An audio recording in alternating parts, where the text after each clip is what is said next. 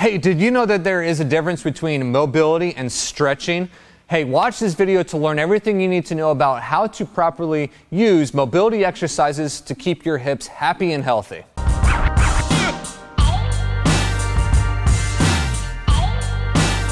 Hey everybody, what's happening? I'm Coach Brian Klepacki, strength coach and functional movement specialist with Criticalbench.com, and the topic of hip mobility. Hey, if you've been a part of our channel for quite some time now, you know we love talking about a couple things, the core, the glutes, but also the hips, because the hips are one of the most important parts of the body to keep moving free. You need to have good hip mobility. In order to have good strength on this whole area of the body, your hips have to be mobile. So the definition of mobility is simple. It's the ability to move freely.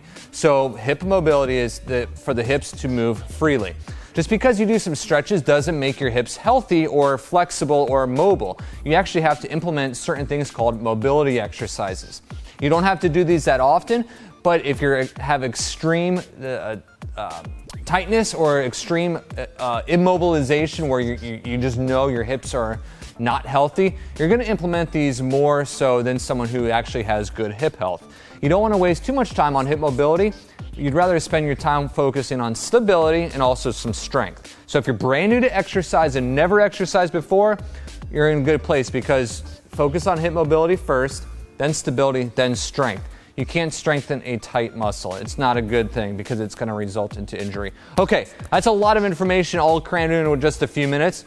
So what does hip mobility actually look like? Well, first of all, subscribe to our channel, check out our other hip mobility videos because there is a lot of overlap. We're not going to try to reinvent the wheel in some of these videos, but I just wanted to give you just some basic information on how to use hip mobility exercises or movements to increase your performance and also increase the quality of your movement. So squats, deadlift, hip thrust, glute exercises, lunges, they all revolve around the hips. In case you didn't know, the glutes are part of the hips. Your psoas is part of your hips. Your adductors are part of your hips.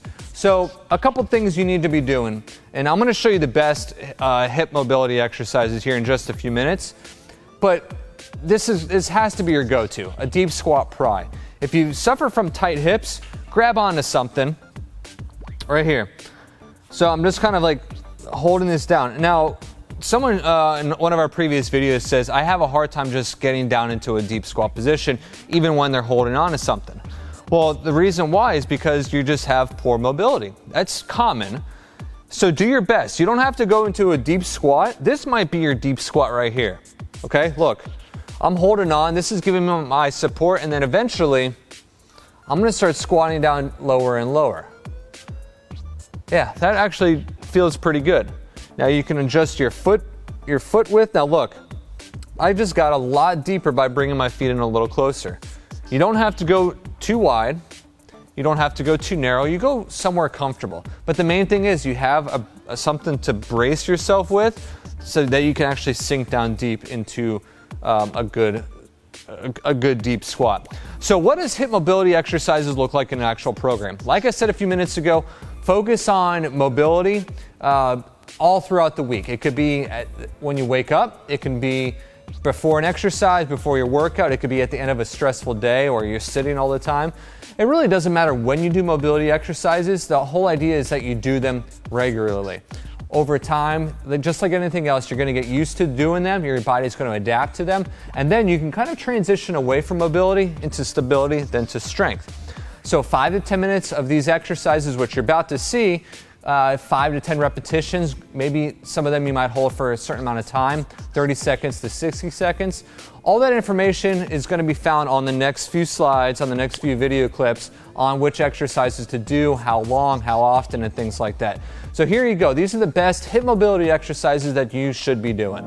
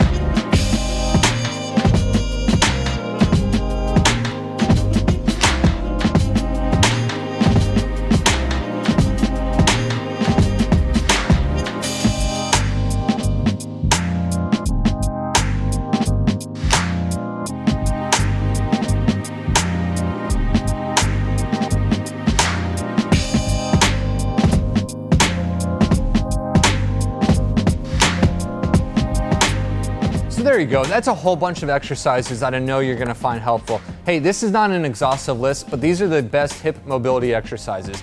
Everybody's got some type of issue that might need to be addressed closely under supervision. So if you feel like you're in that category, find yourself a strength coach, an athletic trainer, a physical therapist that specializes in mobility exercises.